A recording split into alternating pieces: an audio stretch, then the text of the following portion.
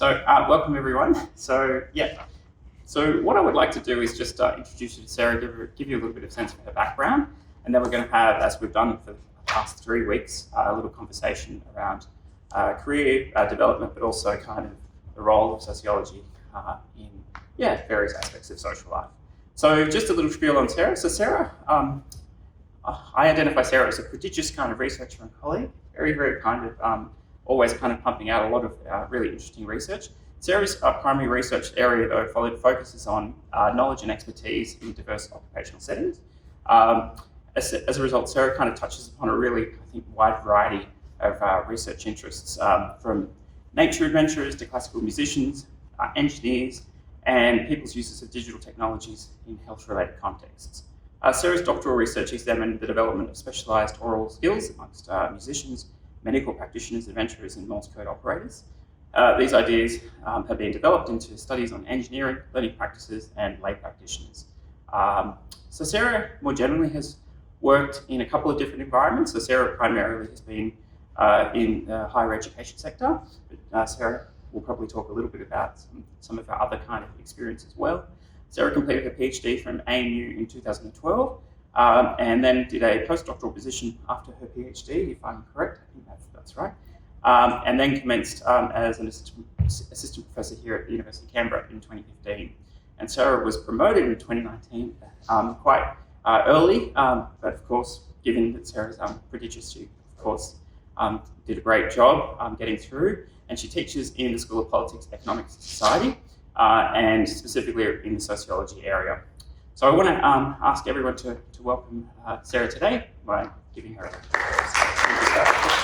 Thanks, Michael. I'm not sure what's left for me to say. I'm sure there's lots of things for you to say. So I guess first off, I generally have been asking this first question to a lot of the people who are talking to us. And I just wanted to ask firstly, what was your experiences of studying like as an undergraduate? And what kinds of things did you dislike and like about studying as a university student? Yeah, okay. So I went to ANU for my undergraduate degree, and I was a bit clueless, to be honest. I'm from the country, and I went to a school where I guess we had a careers advisor, but I'm not sure that I really accessed that service or really understood anything about universities, selecting one, knowing what to study, because I'm the first person in my family to go to university. So I packed up my car and I came to ANU. I was actually going to be studying music there, which is why I ended up there, because you've got to audition in advance. And I decided not to study as a pianist, and I didn't really change my institution when I made that decision. So I enrolled in a few things based on the 2-line description of what disciplines meant, not understanding at all what they were. So I enrolled in political science and development studies. And I actually have no interest whatsoever in politics. And I came back to that 2-line description years later, having discovered I don't like politics. And it said politics is the study of power and social relations. Now that probably made me more of a sociologist, but I didn't kind of understand that at the time. So and I didn't know you could swap majors. Nobody told me that. I ended up swapping very late in the piece for one of them. I changed to gender studies, but I was really clueless. Anyway, so I sort of struggled to understand disciplinarity, and I struggled too with some really basic academic skills because I'm really dyslexic. So I can't read, basically. So when I got in first year anthropology and I was set hundreds of pages of reading each week, actually the practical task of getting through that material was a real barrier. And I ended up getting some software later to help me out. But for the first couple of years, I did struggle with that side of things. I think for my first essay, I got something like 37 out of 100. And I know, I'm math now, so I know how bad that is. That's really bad. Obviously I didn't finish that way because I completed my PhD. So I suppose it was one of struggle, of not understanding, of meeting some lecturers at key times, just hitting a unit by accident and finding that I really connected with the material, and the lecturer taking some time to talk to me about what it was more broadly in a disciplinary sense, and some opportunities that I might have to swap my direction a little bit. So that sort of stuff really helped, those little connections with different teachers. And I also made really heavy use of the Academic Skills Centre, Study Skills at ANU. I'm not 100% sure what it's called here, but those kinds of services. And I'm always telling students, take your essay to study skills. What do we call it here? Study skills. Yeah, take your essay to study skills, and nobody believes me. But I would have failed university if I didn't do that, and that's not been my story. So I really think that was one of the major things there. And yeah, I swapped to sociology at PhD level. That was the right move for me. I had really great supervisors. And yeah, I guess, is that the end of my story of studying? Sure, no. Okay, cool. Okay, so it's a really interesting kind of narrative of kind of not really knowing your way and then kind of eventually finding your groove, I suppose. Yeah, I think so. So how about your work history? Can you tell us a little bit about kind of maybe when you finished your undergraduate degree, where you kind of went after that? Yeah, sure. Well, maybe step back a tiny bit. So when I was at university, I guess I was maybe also cluelessly interested in community services. So I got a job in the community services sector in a care role, so in a practical rather than a policy oriented job. So I was a community worker for 5 or so years. And I finished my honours degree, and I kept that job throughout my whole degree. And I finished, and I was working in that for a little bit, and I kind of thought, I've got this double degree with honours, and I need to do something scholarly with it. So I started applying for jobs. I applied for a job in the research services area of what was FAXIA, the Families Indigenous Affairs Department. I think they're now the Department of Human Services. It takes a long time to get a public service job, like 4 or 5 months.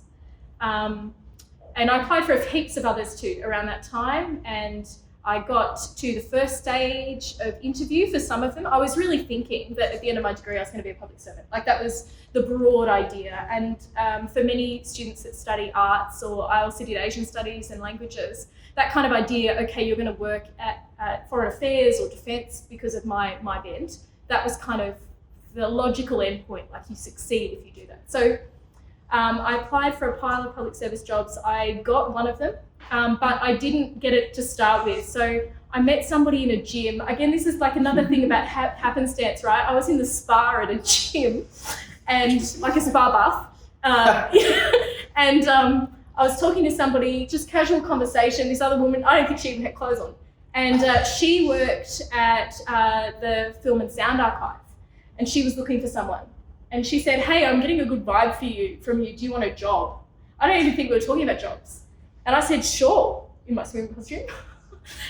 So I got a job at the Film and Sound Archive, editing film. So there's a library there, and you can borrow films, like reels of film, and somebody has to check and repair films before they go out. So that was me.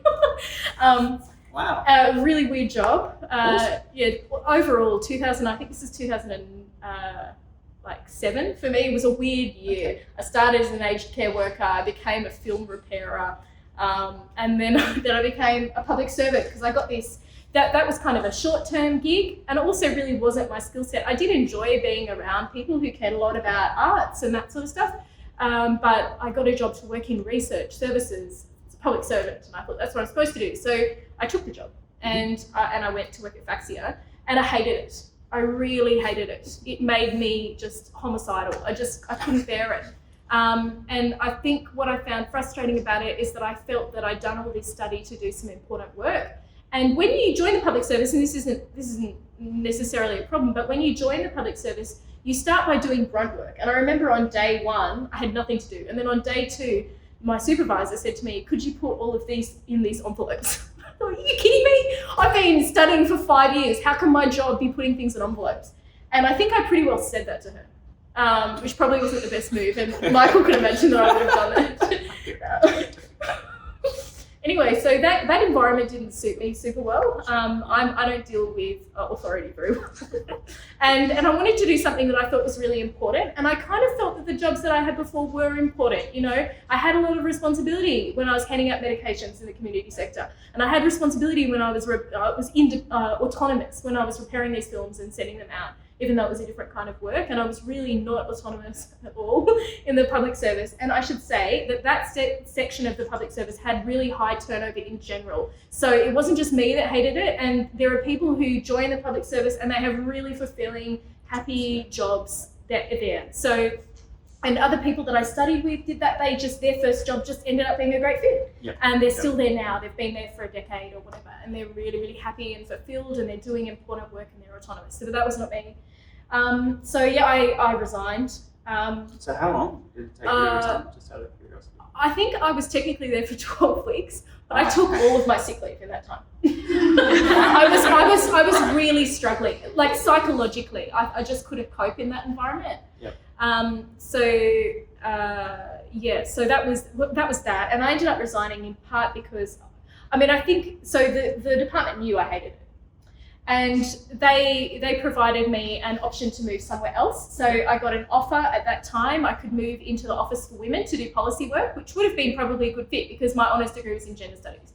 But at the same time, I had an offer to take actually what was a pretty low rank position, an admin job at an NGO, the Women's Centre for Health Matters.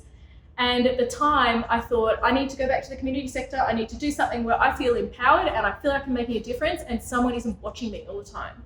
And so I did that. It was probably a really risky move at the time, but I did it and it ended up working out really good. Very quickly, they realised I was hopeless at administration. It's just not my skill set. I'd need to do a mail merge. I couldn't figure out how to do it. So I would just write 200 letters and then send them individually. Yeah, change each name, send. Yeah. Because I just couldn't figure out the steps. It's just not my brain. I'd have to collect the mail, and I would go there and I'd not take the keys. Or I'd go there and I'd post mail, but I'd not bring back mail. I was hopeless. Or I'd get the mail and then I'd not give it to my colleagues. So what ended up happening was other people would do that work and they realised I had other skills. And so I'd be doing things like writing the policy submissions, which is one of the things that NGOs do.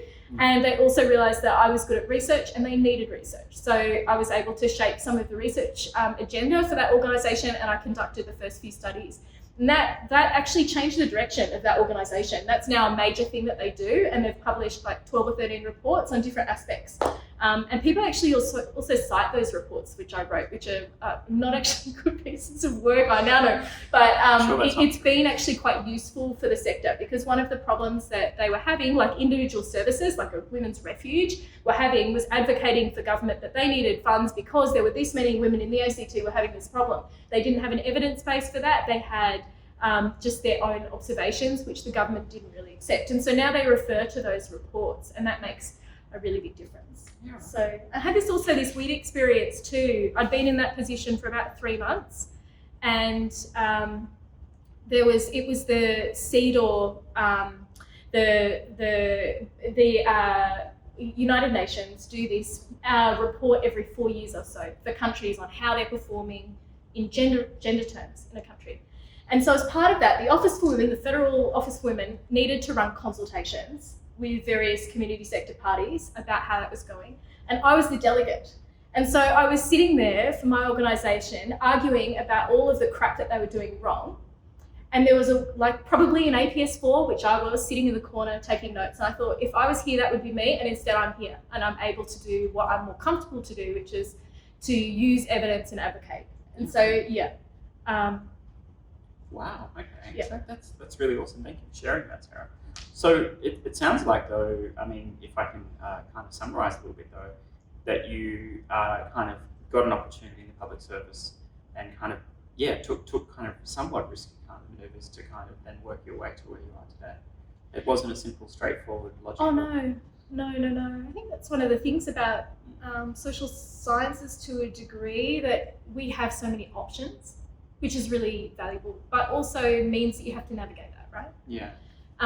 So I did that navigation. I guess to some degree, all graduates have that though. You might start, if you're an accountant, you might start in one practice and then go, this aspect of practice isn't for me, I don't want to do tax, I prefer to do big business or whatever. Or I don't want to work in this context, I want to work in this one. And I reckon in those first couple of years, if you can take some chances, and particularly because often you might be starting with temp positions, so taking it as almost like a self-directed graduate program of moving through different areas and finding what's actually a good fit for you in terms of how you want to work and also your skills. Yeah, right. Okay. Yeah. In terms of career setbacks and kind of frustrations in those roles, is your strategy just to resign, or is there some more nuance to it than you alluded to in that first position anyway? Oh, there was a whole thing about trying to make it better. I mean, one of the things that it wasn't, I kind of indicated that the problem was the work. There were some other problems too. Because I'm dyslexic, one of the things I can't deal with is fluorescent lighting. So being in an open plan office with fluorescent light, it's fine for an hour, it's fine. But if it's my life for 40 hours a week, I get really bad migraines. So that's kind of why I kept taking sick leave. It wasn't because I was just not wanting to go to work. I wasn't chucking sickies. I was actually ill. So there were structural things about the environment that meant that I couldn't really cope that well in that place. So there was a whole process of trying to make the environment okay, and they ended up basically building a chimney around my desk, and then I was kind of ostracized by all of the other members of the floor who were like, who's that person in the chimney? Anyway, so I didn't kind of I was trying to make that side of things work. I guess I was trying to make that side of things work when we were looking at options to go to the Office for Women as well. And in the end, I made a decision that I had choices and that wasn't the one I wanted to make. And that was kind of a big step for me because it was less money and because I'd been thinking for 5 years that that's what I was training for, and I didn't do that. Yep. So taking the option that's results in less money can actually be an important step that you as a stepping stone. I don't think we want poverty for the rest of our lives. I wasn't poor. I mean, I had more money than I had as a student, but it's not like I was on an APS salary as a graduate. So in terms of like looking back at your career so far, what were the kind of one or two most kind of career highlights that you can identify, and what kind of contributions do you think they've made to you as a researcher, I suppose? So what time frame are we talking about? In general? Over your career, over the course of your career. Oh, okay. Highlights, contributions. That's a question.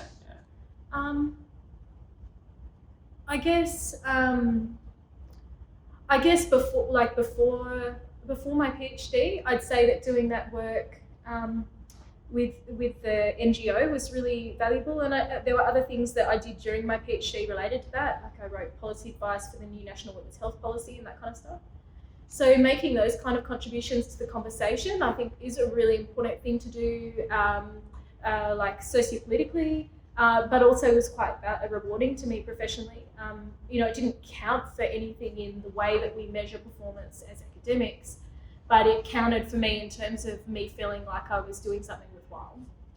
And then probably for a similar reason, a career highlight since doing my PhD is to do with my postdoc work. So I've got kind of two major branches of my work. Some of it is really heavily applied, which means it's focused on practice rather than theory. And then I do a bunch of stuff that underpins that's more theoretical, that people in practice wouldn't necessarily think of as relevant to them.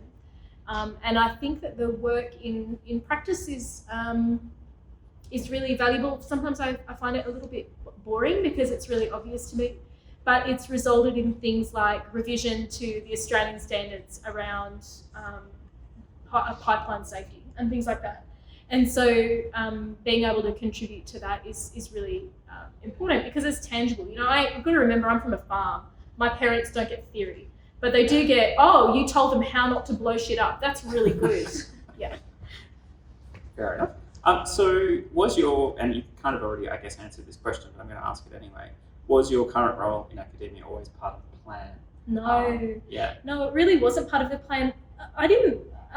Again, it was in part naivety. When I finished my undergraduate degree, I don't think I really knew that people did graduate studies. Not in a way that I deeply knew it. Like maybe I kind of surface knew it, but it wasn't a real thing. It only became semi-real as in terms of doing a PhD because somebody who tutored me a couple of times said, you should do a PhD and go and speak to this person. And so I did do that, and I basically just did what I was told I felt in a way, and I almost didn't take the PhD opportunity because I was so happy in that NGO, and it's when I was at the NGO that the PhD scholarship offer came through, and So yeah, I had to think about that, and then I guess I thought, this is an opportunity to research and write about whatever I want for a few years, and that seemed like a really nice thing to do from a lifestyle perspective, not thinking it would really go anywhere. And I was starting to get really interested in research, so I thought, how good would it be if I was better at this? So that's why I took the PhD opportunity, and I never thought that I was going to get an academic job. I just thought, this is a lifestyle choice, I'm getting better at this, and then I'll go back to the community sector. That's kind of what I thought. Yeah.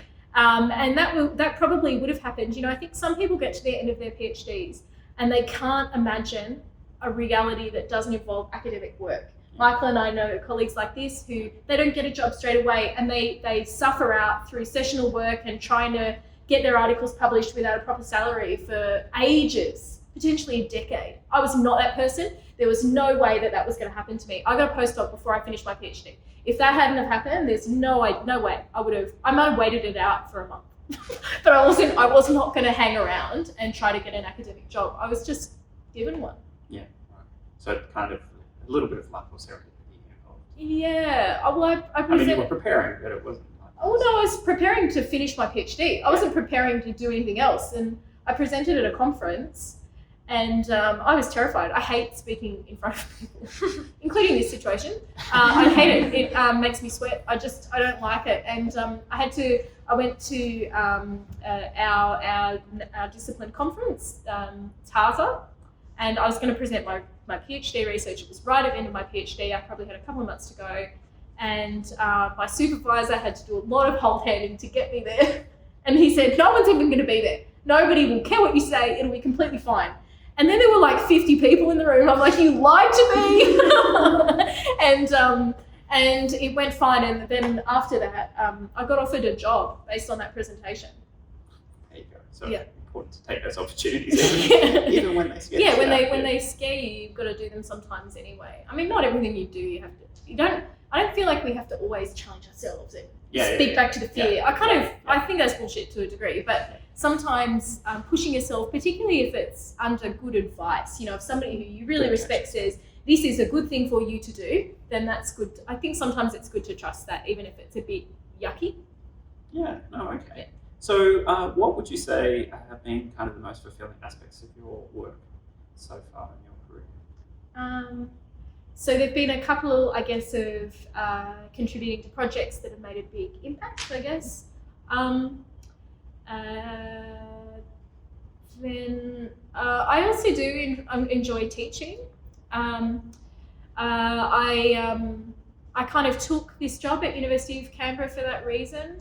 During my PhD, I was doing a lot of tutoring, and I was working in tutorial groups like you guys would have, but I also did one-on-one tutoring with the Indigenous Tutoring Assistance Program. We have one here at UC, there's one at ANU, and so this was at ANU. And I worked with one woman for the full 5 years of her undergraduate degree and all of my PhD, and then a bit after. And that was actually really rewarding because I met her. She's had a full-on life. She's kind of more like my mum's age, so she at the time would have been about 50, and she had a life. There'd been a lot going on.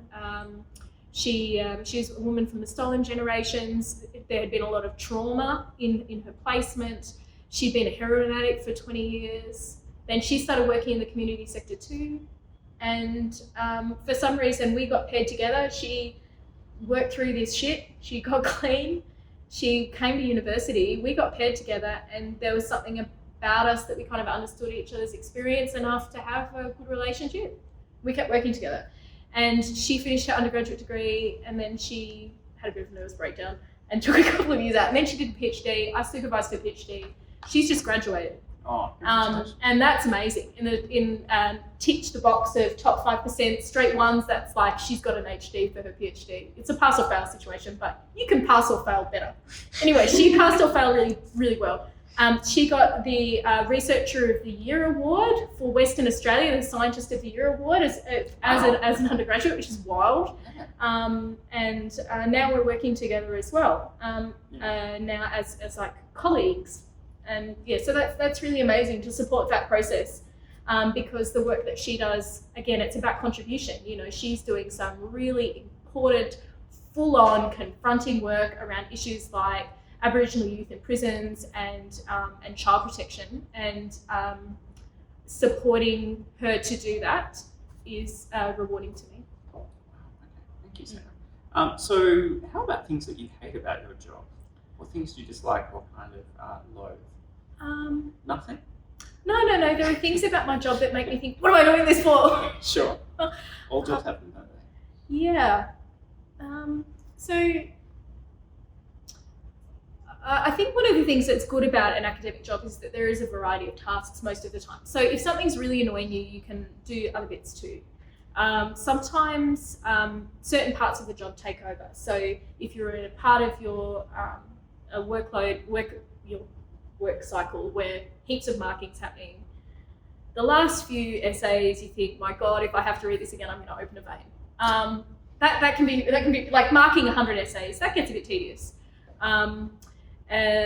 Equally, if I'm in a part of my time where I'm doing a lot of research, writing just another article can actually get really tedious as well. And I can get to a point where I don't even know what they're about anymore. Like I'm just writing them, pushing that, finishing one, starting another one, and that can get hard too, because there's a loss of meaning around it, I guess. I don't like administration.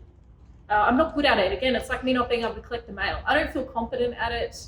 I hate meetings. I'm appalling at meetings because I say what I think, or I just can't deal with it at all. And they seem like a waste of time to me. I guess that's why I couldn't be a public servant. I'm just like, why are we here? Are we changing the world? Yes, no. Yeah. So probably meetings and administration are some of the worst things, and then otherwise sometimes just things that we do that we could be passionate about sometimes get too tedious if we have to do them too much. Yeah, sure. I have a short attention span. Yeah. In terms of, I think, dealing with those situations, though, what do you kind of do? Just try and minimise the extent to which you feel those ways, or is it kind of just actively? Yeah, I guess that to a degree, we can make choices that put us in a position where we get more tasks that we like more of the time. And I guess that was kind of what I was working out when I finished my undergraduate degree and I was looking for a job. Like, what job is going to match me best? Yep. And none of them are going to be perfect. So none of them are perfect for me, even though I've got a great job now. And then with the bits that you don't like, I guess trying to craft your job so you do less of the things you hate less of the time, and then otherwise just sucking it up. Sometimes I get really cranky and I just think, I hate this job. My husband says to me, are you insane? You're on a 6-figure salary and you get to work in your pajamas if you want. You are in such a privileged position, and I am, and being reminded of that is really useful, I think, knowing that some things are a pain in the ass, but they're part of it, basically. Yeah, okay. In terms of your way in which you approach policy, because you've done policy work and advocacy and whatnot, so professional evidence students are doing a policy analysis. So I just wondered kind of what do you think the role of research is in relation to kind of policy development in your kind of practical experience? Well, I think that it's absolutely essential. Like it is the thing. If you're not drawing on evidence, all you're doing is politics. And sometimes so policy. Like a problem. Yeah, well, I think sometimes policy is politics, right? But I don't think it should be. I think that at its best, it needs to be based on evidence. I'm an empiricist. I care about data, and we need data. In a way, that's kind of what the problem that the women's sector were having before. I'm not saying I changed the direction of the sector, but that was the problem. That's why they started saying, how can we conduct research, write reports so we have an evidence base? Because they were having a problem with writing policy submissions and successfully advocating for particular outcomes without evidence. And the kinds of evidence that the government would recognise as evidence. So not anecdotes, which, the anecdotes of practitioners are actually really powerful. They're basically qualitative researchers or ethnographers of their area of practice. They know what they're talking about, but government don't accept that kind of evidence as evidence. And so knowing what is appropriate evidence and using it in the development of a policy position, I think is what your job is. That's the job. Yeah. In terms of, I guess, preparing for interviews and kind of engaging in kind of processes where recruitment happens, do you have any kind of strategies or tips on kind of how you settle your nerves, or how you kind of prepare for those processes in terms of recruiting as an applicant rather than a recruiter? And if you've recruited too, actually, I'd be keen to hear what you think about that too. Not a lot. I mean, a few times I've had to appoint tutors, I guess, but that's kind of like, I guess you kind of assess their work and have a conversation with them, and then otherwise it's, so I don't think it's a job interview like you guys might be facing. Although, I did get hired from Spa, so maybe that's what it would be like. So as an applicant? As an applicant, I have only been interviewed twice. Right. No, three times. There was one that I tried to block out as a bad dream. There were, the other jobs I've kind of just got because I've known people and blah, blah, blah on the grapevine. So 2 interviews. One was for that public service job. And I was nervous with a capital N. Like, I was sweating. I was not okay. And they said to me after I got the job, the problem with you, Sarah, is you speak so confidently that people think you know what you're talking about. And that's how it come across in the interview. They thought that I knew how to do the job, and I feel like I did. But yeah, so I guess you can be nervous and present confidently, and I guess that's what I kind of do, that get in there and just know that it feels gross and just try to focus. So that was that job. Then I was interviewed for this job here, and I was also really nervous for that. That was dreadful. In this case, I did quite a lot of preparation. So getting, from the selection criteria, basically what they're going to be interested in. And so you can kind of practice those answers. And that's not practice answering them. It's more like, I think that in that case, I'd written quite a lot of notes, like dot points against these broad areas. So when they said, can you tell me about X, I kind of had in my mind that I wasn't going to have to pants it like I am now. Like, I had a sort of a sense that if they asked me about impact, I could talk about these 5 things. So that kind of preparation is really good. The interview that I block out as a bad dream, I failed on that front. So they asked me, I think they were bad interviewers. but because they asked me questions that were so open that they meant absolutely nothing. And I found that really frustrating. Like, what exactly are you asking me? Mm-hmm. And I couldn't get my head around what they were asking me. And so I sure as hell couldn't map it to an answer. Like, they said something about, like, one question was, what do you think about method? And I was like, what do you mean what I think about method? That's a big question. If you give me something, I'll respond to it. But it was so open, I found it really difficult to respond. And I perhaps didn't have my dot point. So if they ask me a stupid question about method, what kinds of things can I start to talk about? So I struggled with that. So part of it's not about you, I think I'd say too. Sometimes interview rounds are fast. Sometimes they actually have already picked someone. And they're not interested in trying to find out if you're a good fit for them. Sometimes they're crappy interviewers, and that's not you, that's them. Yeah. Sometimes you're not prepared. And that's pretty well the only thing that you can control. Yeah. You can control what qualifications and experience you have and how prepared you are to talk about it. So I just focus on that, I guess. Yep, and everything else, it is what it is. Yeah, be philosophical about it. Yeah. Wow, okay, thank you. So in terms of how you organise your time, do you have any kind of strategies in dealing with it being a very busy researcher? So I'm not sure, I mean, this might be more relevant to your students unless there's people in, like, workers, assuming you don't end up in academia, because often I think your time is quite controlled. And that's what I've not liked about some jobs. In the public service, you set a task and your meetings are put in your calendar and you do your task when you're not in the meeting, blah, blah, blah. You know what I mean? Like, there's quite a degree of control. It's not like you're thinking, how do I work best to achieve this end goal? That's kind of irrelevant. You have to do what you're told. In academia, I've got quite a lot of control, I guess. We have commitments like I have to be here now. And at 1:30, I have to be in a tutorial for my class. And at 1 o'clock yesterday, I was interviewing and these kinds of things. So there are things in my calendar, but I have a bit of control. I pick. So I'm interviewing at the moment for one project and I'm writing up findings for another one in addition to my teaching load. So I write well in the mornings. So every morning I try to, if I can, keep the first couple of hours clear so I can progress that work, because that's the best time for me to do that. And then so all of my interviews are scheduled from 1 to 4 p.m. After 4, I'm a vegetable. Between 1 and 4 is like a window where I'd otherwise get bored of writing. And so it's a good time to interview people. Equally, if I'm not interviewing, that's the time that I prep for classes. Yeah. Was that the question? Time management? Yeah, just how you go about time management. Yeah, so knowing when you work best and try and play into that also. So some people, this happens a lot with writing, and so you might find this with your essays. Some people think, oh, I can only write something if I've had a brandy and it's after 6 p.m. the night before. You know what I mean? I don't buy that at all. I just do not buy into that. I think you do your work by showing up and just doing it. And I particularly feel like now I've got kids because I'm tired every day. Yeah. And if I waited for the 4 hours where I could first clean my house and then, you know, whatever, it just would never happen. So you do the work by showing up, I reckon. Yeah. Okay. In terms of career planning, is it something that you've kind of actively undertaken, or is it more of a... No, sometimes I try to plan a bit, like, what would my next step be? Yep. I have no control over that. I don't feel that I do. So, yeah, I don't have a plan.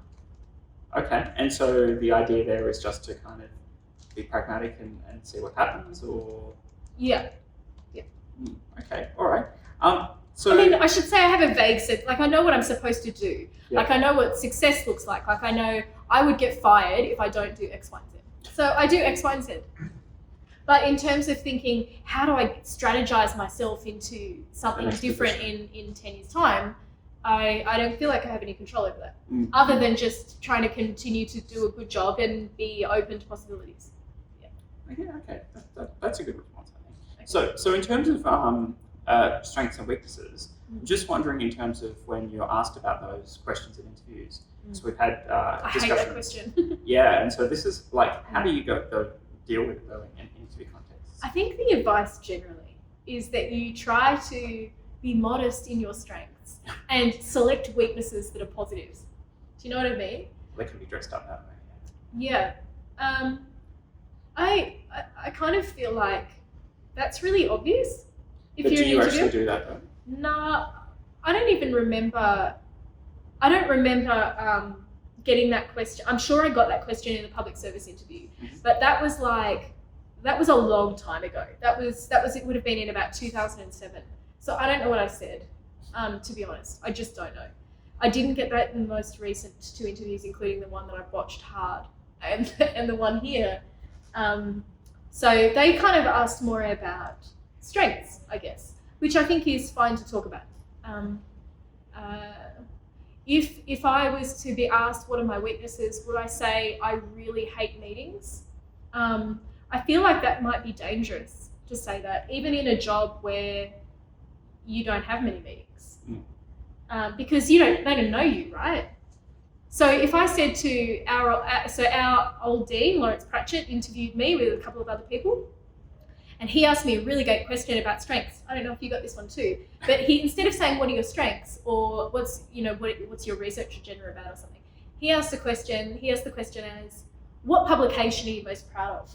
Which was a really elegant question. And I said to him, wow, anybody would think you're a qualitative researcher. That's a really good question. And it was a really great way to start a conversation about what I'm trying to do and what's best about what I'm doing. So he didn't know me at the time though. And if he'd have said to me, what are your weaknesses? If I'd said, I don't like meetings at all, that could have potentially bothered him. If I said that to him now, he'd go, yeah, we know that. And it's fine because you're good enough at other things that we let that slide. But I don't think that I would be that upfront about weaknesses. Yeah, so not scaring the horses is Yeah. I mean, if I was being absolutely brutal, my list would be, I don't like meetings, I don't like lunch groups, I don't like being controlled. Like, it's not a good list. People would think I was a nut job and I didn't play well with others. Maybe they do think that. I'm sure they don't. So in terms of, from a recruiter perspective. Sorry, Michael, I'm not sure we resolved that question. What would you do? Would you hide your weaknesses? Yeah, the interview's not about me though, Sarah. Well, I feel like we need to tell them something. I mean, I've basically said. No. I think your response in terms of like trying to be relatively modest about your strengths is probably useful, so you don't come across too ostentatious. Yeah. But then kind of maybe identifying things that you can turn into strengths or pivot on is kind of a useful way of handling it.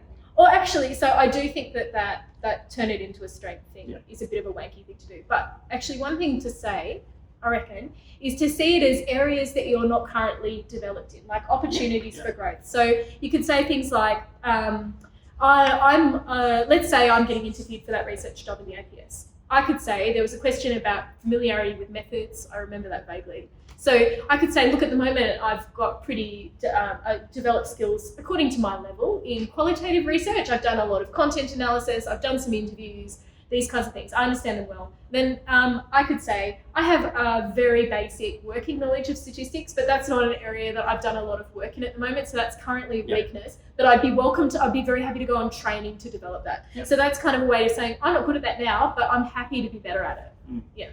Yeah, no, I think that's a good way to do it. So, yeah, in terms of, hints and tips in terms of, people who are trying to get into the public service. Is there any kind of thing you can think of in terms of providing advice in terms of presenting yourself in interview contexts to kind of get through? Because we've got a lot of people that have kind of gone through a couple of different rounds, but I think it's difficult to kind of ultimately get that end-to-end position. So.